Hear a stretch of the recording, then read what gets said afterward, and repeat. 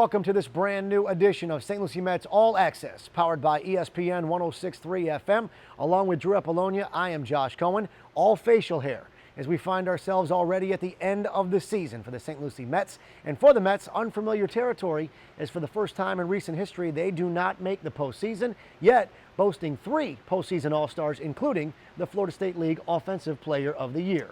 And Josh, we sat down here in April, first time, and we talked about the pitching on this team and how this team was going to go as the pitching went. But thanks to promotions, thanks to a few injuries, that staff quickly dissolved. Throughout the first half of the season, Noah Syndergaard really carried this team. He was a first half All-Star selection. And it's funny when you think Noah Syndergaard, highly touted prospect, prototype size, big fastball, big kid.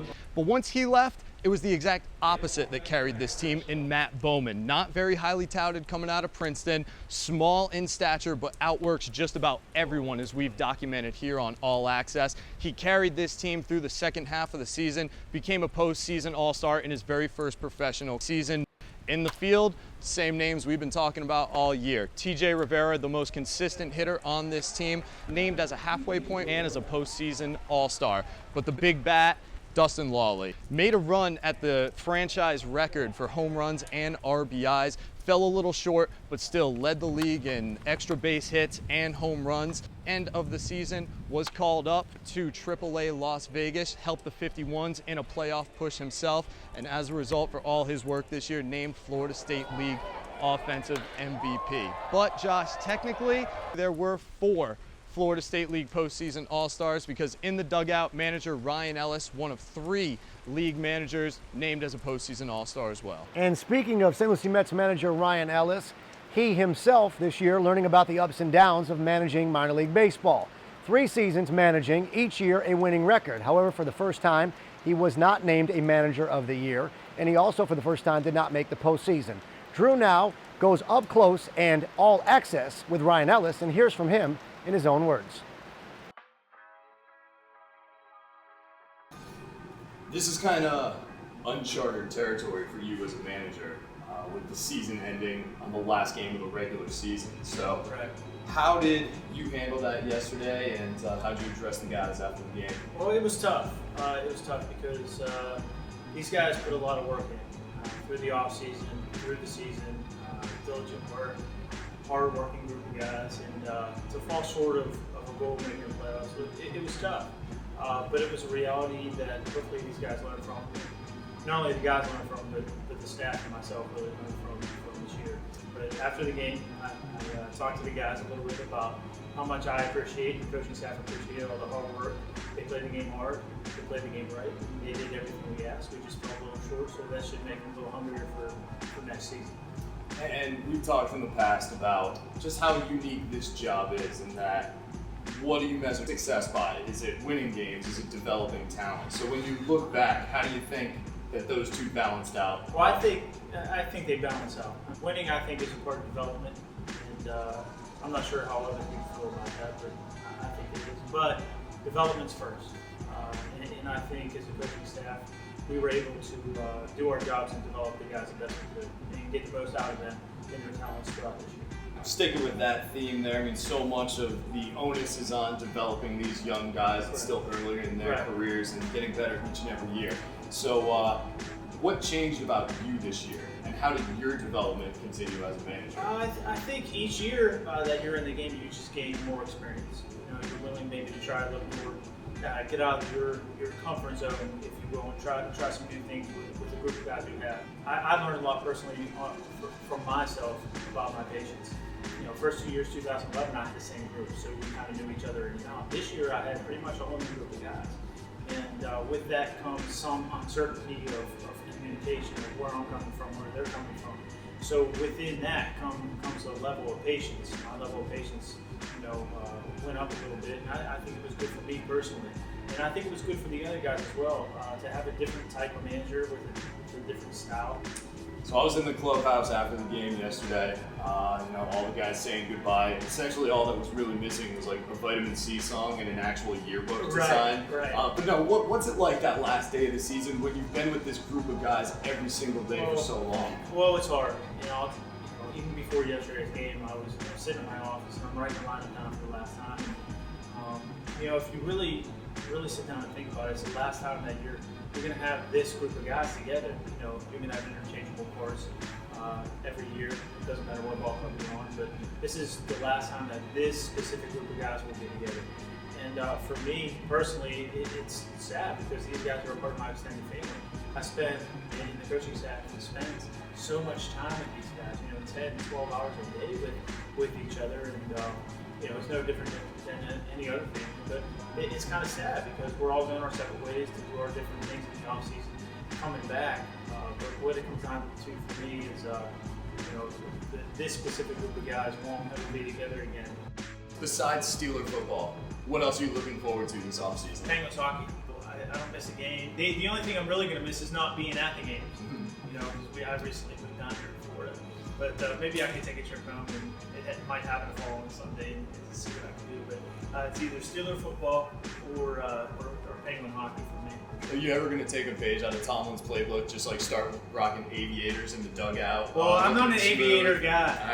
I can't rock aviators, and I don't have the clean, you know, I don't have the clean cut beard like Tomlin has, and I'm definitely not as well spoken as Tomlin is. But I'm not gonna lie, I do steal some of his stuff for some of my guys. I'm not gonna say that. Like what? Come on. You have to give me one example now. Talk about expectations. Standards. Standard is a standard. Got it. You know, and he's absolutely right. You know, these things aren't up for opinion.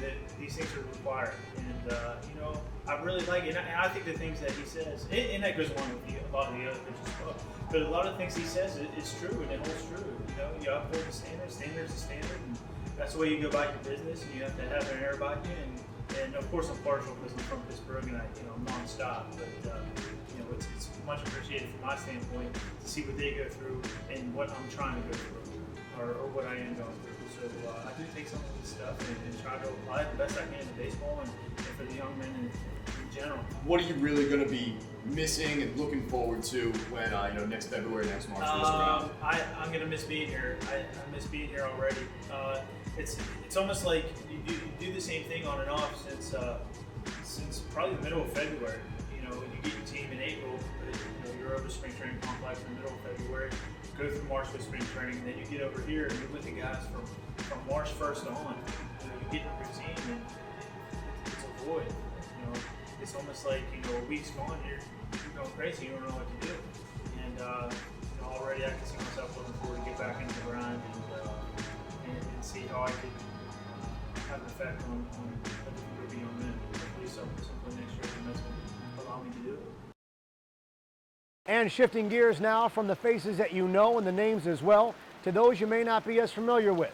Drew now goes all access with the staff here at Tradition Field and the St. Lucie Mets to find out what they enjoyed most this season and what they're most looking forward to in the offseason. So what's been the most memorable part of the season? Just interacting with the players and the fans. It's a new group of guys every year, so it's nice getting to know them and all the new fans who come out and the diehards. Most memorable moment of the season. First game, walk-off against the Yankees. I think it was that grueling Sunday marathon game where it was just like your hope would be out here early, and Kyle Johnson hit that walk-off, so unexpected.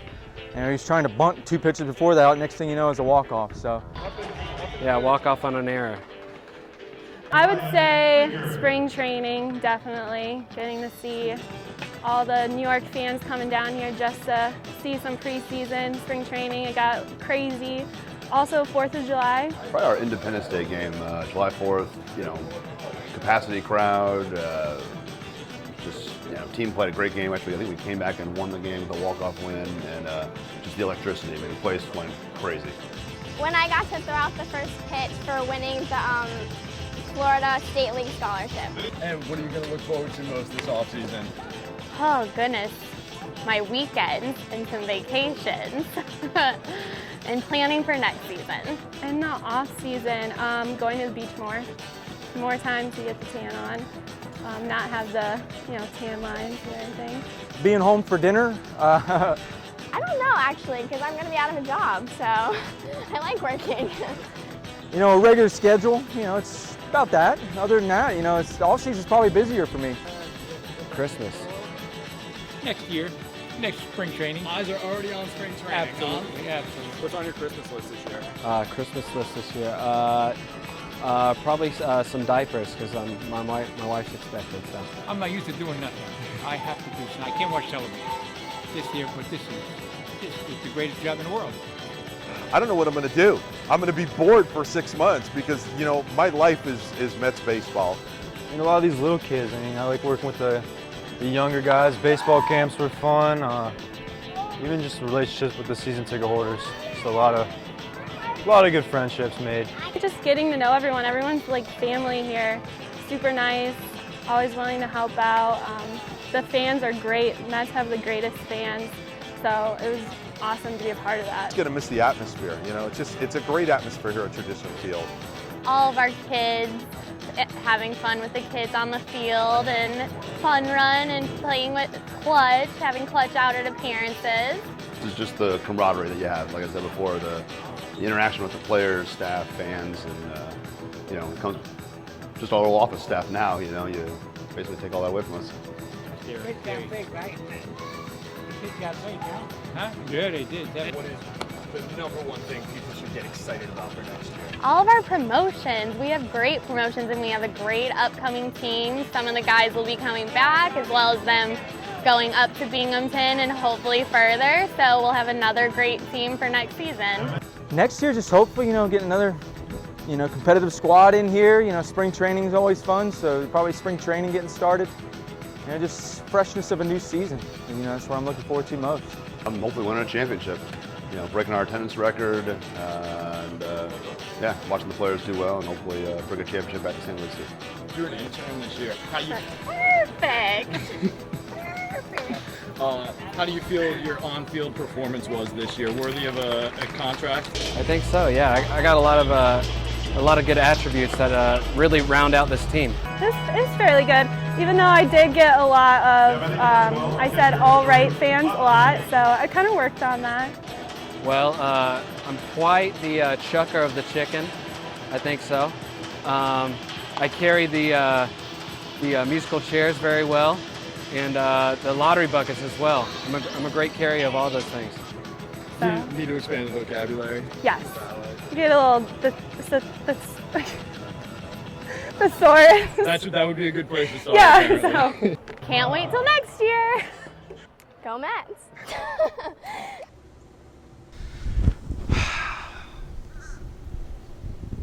Yep. That'll do. That'll do, Drew.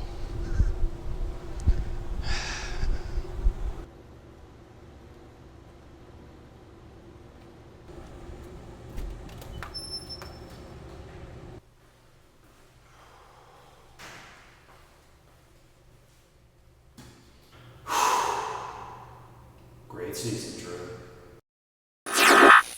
It really was, huh, Big Cat?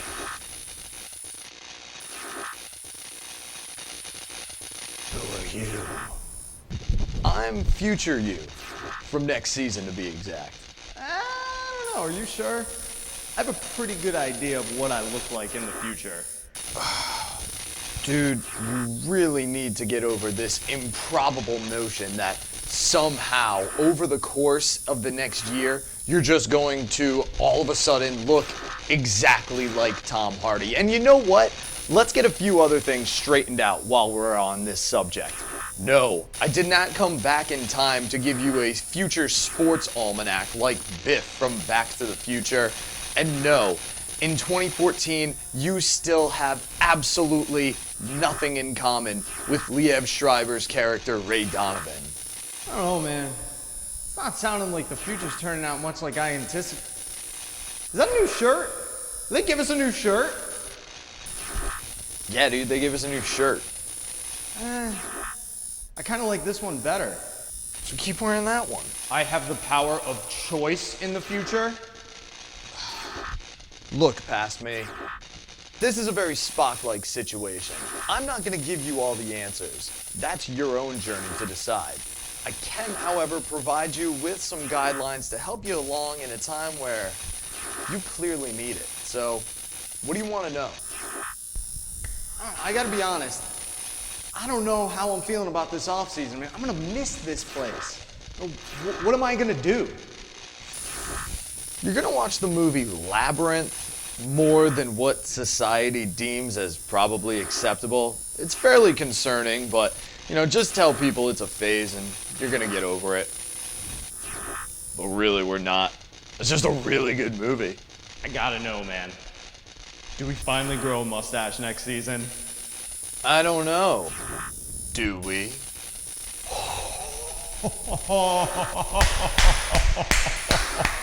I mean, you gotta tell me, okay, how much better is our life now that we've grown that mustache?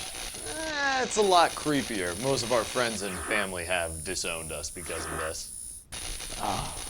Doesn't matter, we look incredible.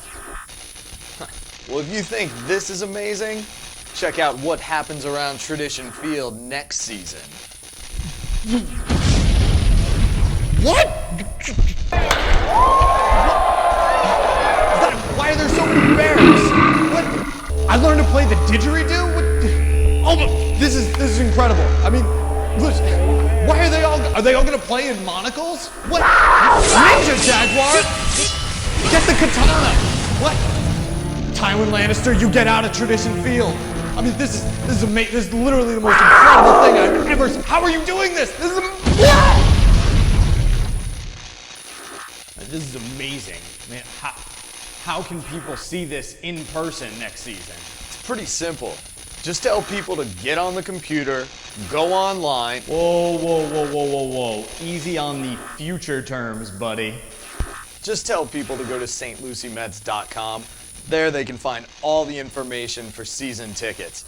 And it's got such an awesome deal. You get free entry to all the home games, free entry to away games, plus a bunch of other perks around the stadium. And when you do the math, it only breaks down to like a couple bucks a game. I learned to do math in the future. Yeah, all right. I gotta go. Time in the future is a lot like that Justin Timberlake movie, so anything else you want to know? I mean, what else can you tell me? What's life like in the future? Dude, I mean, keep in mind, it's just a year from now. Life isn't all that much different, Things here in the Federation are pretty fair under our sovereign ruler, the Sloth Prince. Unless, of course, you're a koala person, but those dirty marsupial humanoids have it coming, you know what I mean? Totally. All right, pass me. I hope this helps you in some way. I gotta take off, man. Keep up the good work. Oh, one last thing. Jean shorts. Don't close that door just yet.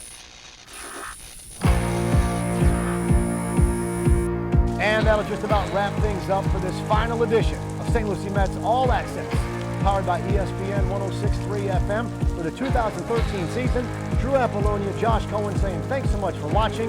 Now we're going to get Drew the help he most richly deserves. We'll see you next season.